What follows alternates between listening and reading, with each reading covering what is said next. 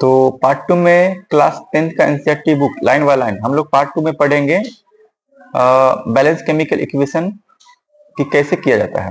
तो जैसे एग्जांपल लिया गया है जिंक प्लस सल्फ्यूरिक एसिड, तो इन दोनों का रिएक्शन करवाते हैं तो जिंक सल्फेट और हाइड्रोजन गैस बनता है।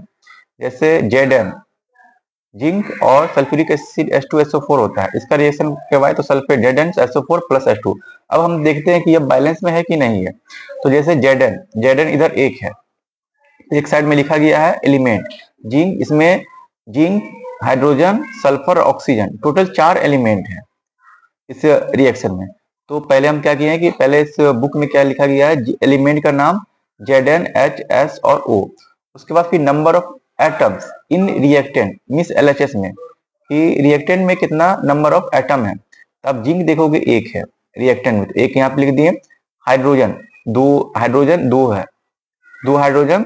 इसी तरह से सल्फर एक, तो एक, ऑक्सीजन 4। फिर अब number of atom in product में कितना एटम है, तो जिंक प्रोडक्ट में भी जिंक एक है, फिर सल्फर इसमें भी 2 और ऑक्सीजन भी इसमें 4 और बचा यहाँ पे सल्फर एक है। तो अभी इसमें अब हम लोग देख रहे हैं कि as a number of atom of each element is same on the both side of that arrow it is a balance chemical equation. मतलब कि इसमें दोनों साइड में नंबर ऑफ एटम, जो नंबर ऑफ एटम रिएक्टेंट में है जितना number है उतना ही नंबर ऑफ एटम प्रोडक्ट में प्रेजेंट है, इसीलिए हम इसको बैलेंस केमिकल इक्वेशन कहेंगे। Let us try balance the following chemical से FeH2O। तो Fe का रिएक्शन H2O के साथ करवाने पे बनता है Fe3O4 प्लस H2। तो इसको भी हम देखते हैं कि अब बैलेंस में है कि नहीं है।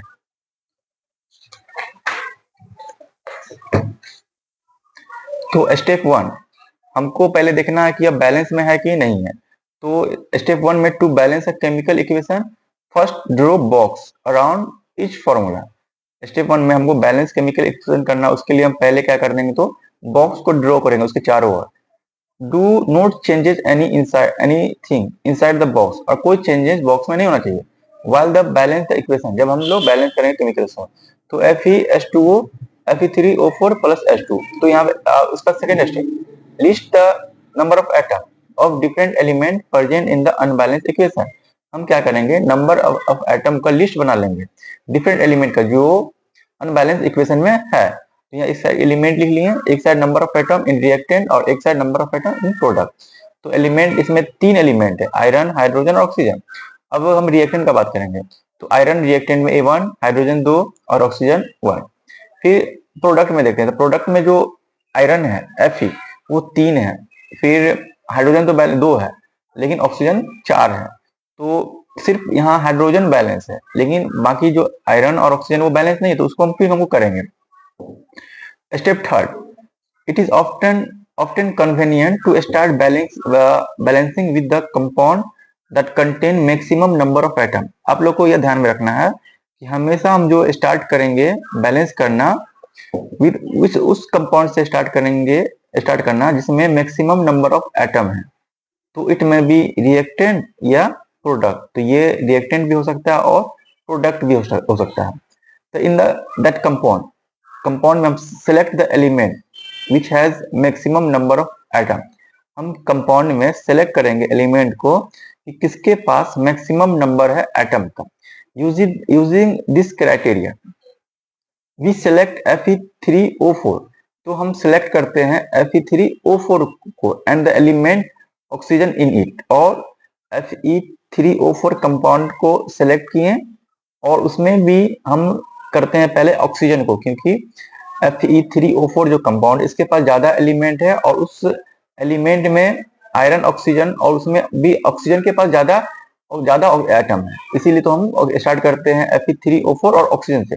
There are 4 oxygen atom in RHS and only 1 in the LHS।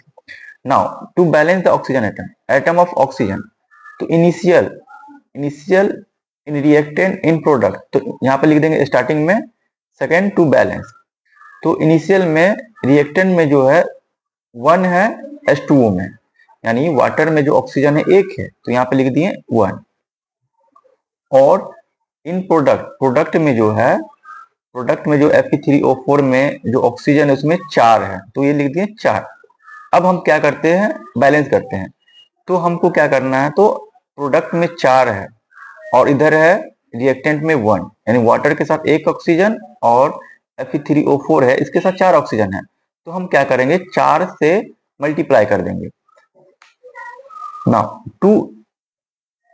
To equalize the number of atom, it must be remember that we can not alter the formula. हमको यह भी रिमेंबर करना है कि हम लोग फॉर्मूला को अल्टर नहीं कर सकते हैं, ऑफ द कंपाउंड या element involve in this reaction. For example, to balance the oxygen atom, हमको ऑक्सीजन के एटम को बैलेंस करना, वी कैन पुट कोएफिशिएंट 4 हम लोग लिख सकते हैं, यानी 4H2 लिखेंगे एंड नोट H2O4, 4H2O लिखेंगे, ना कि H2O4 लिखेंगे। आपको ये भी ध्यान रखना है, क्योंकि H2O जो मॉलिक्यूल है ना, तो हम 4 को यहाँ पे लिखेंगे, यहाँ पे नहीं लिखेंगे।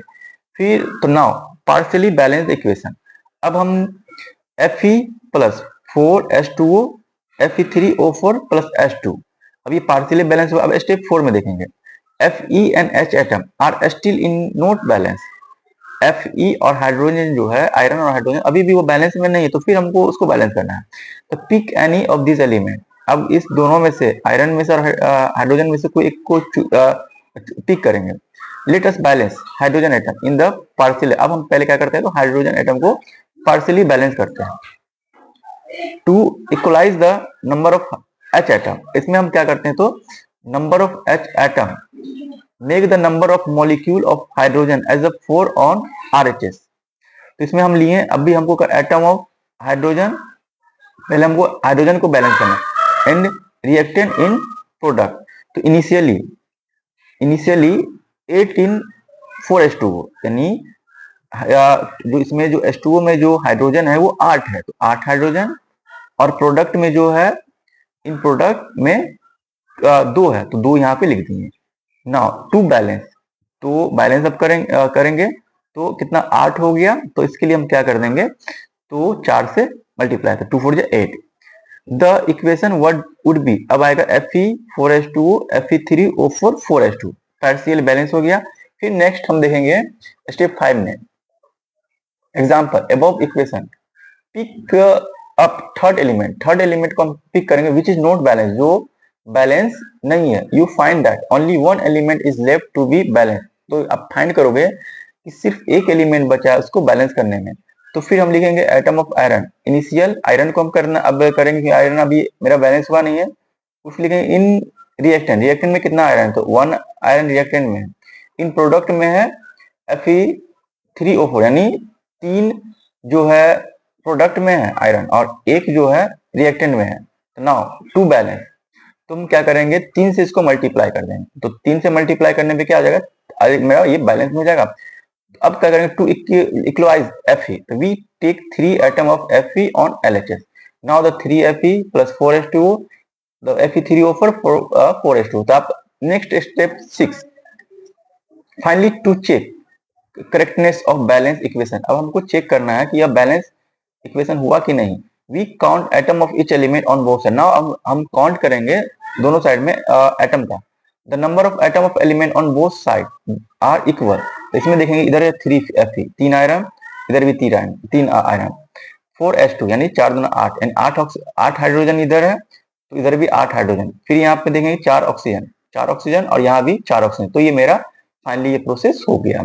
तो step 7, writing the symbol of physical state, अब हमको केयरफुली एग्जामिन करना है कि above balance does it equation tell us anything about physical state of each reactant. तो हमको एग्जामिन करना है क्या इक्वेशन हमको बताता है फिजिकल स्टेट ऑफ रिएक्टेंट का, प्रोडक्ट का। तो no information has been given in this equation about the physical state, तो कोई इन्फॉर्मेशन इसमें नहीं दिया गया फिजिकल स्टेट के बारे में। To make the chemical equation more informative, अब हम क्या करेंगे, केमिकल इक्वेशन को मोर इंफॉर्मेटिव बनाएंगे। The physical state of reactant and product are mention along with their chemical formula, यानी केमिकल फॉर्मूला के बेस पे उसके फिजिकल स्टेट को लिखेंगे। The gaseous state, liquid state, aqueous state और solid state of reactant and product are represented by, यहाँ दिया G मतलब गैसेस, L मतलब लिक्विड, AQ मतलब एक्वस स्टेट और S मतलब solid. The word aqueous is written if reactant या product is present as a solution in water. Word हम AQ aqueous इसको लिखेंगे अगर यदि रिएक्टेंट या प्रोडक्ट जो है वो पानी के सॉल्यूशन में रहेगा। तो इसमें आप Fe मतलब एस आयरन जो सॉलिड होता है सबको पता था, बगल में लिखा गया एस, इसको मोर इंफॉर्मेटिव बनाने के लिए तो एस। फिर वाटर यहाँ पे जो है, यहाँ पर और हमको भी याद रखना है कि आयरन का जो रिएक्शन करवाते हैं वो स्टीम के साथ रिएक्शन करवाते हैं, न कि लिक्विड के साथ करवाते, लिक्विड फॉर्म के साथ करवाते हैं, वो स्टीम है इसलिए क्या, तो जी का यहाँ पर दिया गया है। यहाँ जो वाटर है वो सिंपल वाटर नहीं है, स्टीम है, कि सिंपल वाटर से करेंगे तो आयरन रिएक्शन नहीं करेगा, तो स्टीम से करवाते हैं। फिर Fe3O4 ये मैग्नेटाइट का फॉर्मूला होता है और ये सॉलिड स्टेट में होता है, और H2 जो गैस है। Note that symbol G is used with H2O indicate that in this reaction water is in the form of steam, यानी ये जो G बताता है कि जो H2O है वो इंडिकेट करता है कि वाटर जो है स्टीम के फॉर्म में। Usually physical state are not include in the chemical equation unless it is necessary to specify them. Sometimes the reaction conditions such as temperature, pressure, catalyst, etc. for the reaction are indicated above या below the arrow। कभी कभी जो reaction condition जैसे temperature, pressure, ये सब catalyst, इसको जो है इंडिकेट किया जाता है ऊपर या नीचे एरो के। तो इन इक्वेशन जैसे आप यहाँ पे देखोगे CO तो कार्बन मोनोऑक्साइड होता है, गैस है, इसका हाइड्रोजन से रिएक्शन करवाया गया है तो CO गैस, हाइड्रोजन भी गैस, तो इसके ऊपर 340 ATM एटमॉस्फेयर रखा गया तो बनता है CH3 मिथानोल बनता है। फिर carbon dioxide aqueous plus H2O, तो इसका रिएक्शन करवाया तो ये बना ग्लूकोज का, ये बनता है। तो ये हो गया हमारा बैलेंस केमिकल। इसके आगे हम नेक्स्ट पार्ट में देखेंगे। Thank you.